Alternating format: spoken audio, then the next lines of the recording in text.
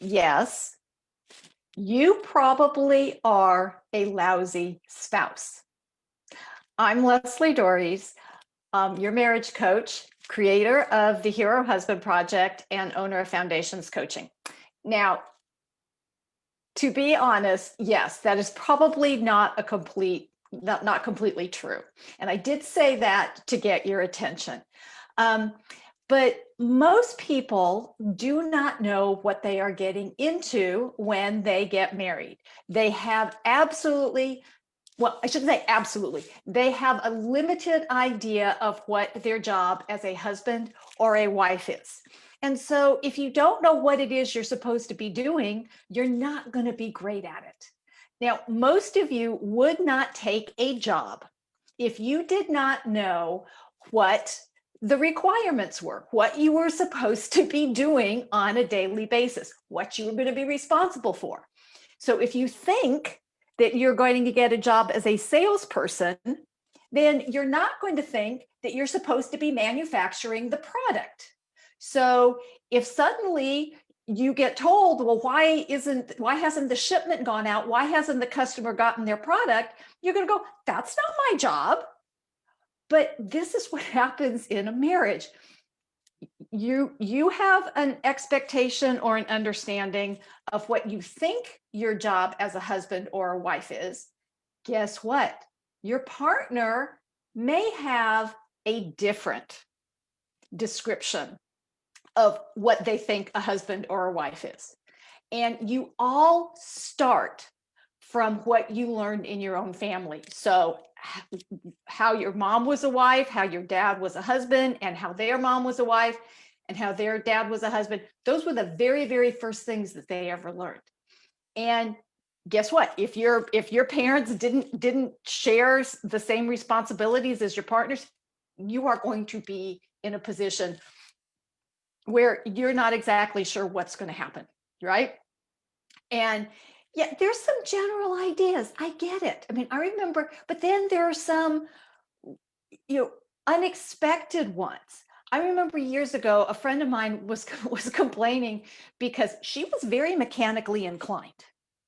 Her husband, not so much. And one of their kids' bicycles sat unused for over a year. All it needed was the chain to be put back on. But if she went to do it, he'd get really upset because that was the man's job. It's like, so their kids suffered. And I'm sure you can think of examples in your own relationship where one person thinks this person should be doing this job, and this other person thinks, oh, this other person should be doing this job. I mean, I remember years ago, one of my really good friends had a baby, and I went to her house. My husband and I went to her house, and he and the husband stayed home with the baby, and the wife and I went out to get lunch. And I could smell the baby pretty much before I came in the door when we came back. And when we came in, her husband handed her the baby and said, here. And I just looked at my husband and I said, you ever do that to me? And we're going to have words. Now, it worked for them, and that's fine.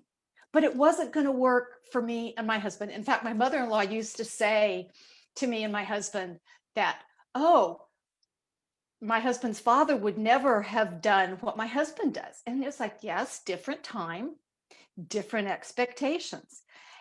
But here's the deal. If you don't know what those expectations are, you are going to fail. Not because it's your fault, not because you don't want to be a good partner, but because you don't know, right?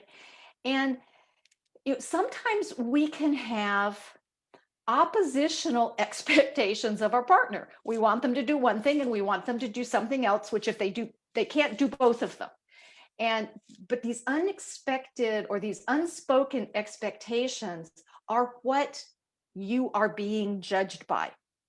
And oh, by the way, you have a whole set of, unspoken expectations of your partner.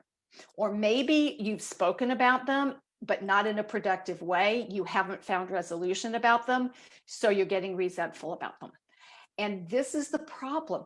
You don't, and again, it's not your fault. Nobody sits you down and go, okay, here's the job description for a husband, here's the job description for a wife, because it's the two of you get to decide that.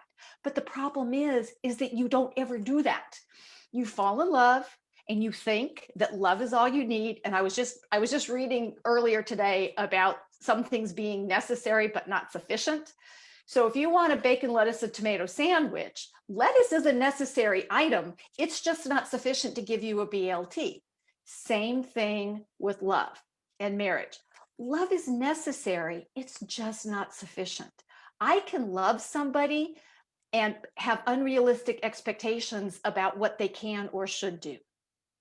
And this is what gets you into trouble and makes you, as I said, a lousy spouse. And again, you're not lousy because you're not capable. You're lousy because you don't know. So you are responsible, though, for being better at it. So if you want a promotion at work, you'll pay attention to what you need to do to get that promotion. You may have to go to take some courses to become qualified. You may have to do some other things, but you will take action because you want that promotion, right? And I know that you want to be a good spouse. But if you've got all these blanks, if you don't know what criteria you're being judged on, you're going to fail. If you don't know what the rules of the game are, you're not going to be able to play it really, really well. So that's my challenge to you is what is it that you need to learn? What is it that you and your partner need to clarify about what it means to be a husband, what it means to be a wife? And by the way, the two of you have to agree. If only one of you thinks that, that's a problem, okay? Because that means one of you is being held to a standard you haven't agreed to, right? It's like deciding that, okay, I'm going to take this job and I think I'm going to get paid $100,000. And my partner goes, no, you'll get paid 25. And so when they pay me $25,000, it's like, wait a minute, where's the rest of the money? You haven't agreed, right? And this means you have to be able to communicate well. And if you want some help with that, it's available. It's, it's one of the easiest things to learn. But again, we all think that we can communicate. Well, not always. We can communicate. We can't necessarily communicate well. And that's what you want to be able to do if you want to be a hit it out of the ballpark, home run husband or wife. So if you want to know how to do that, let me know. Put a message down in below, or you can send me an email at leslie@foundationscoachingnc.com.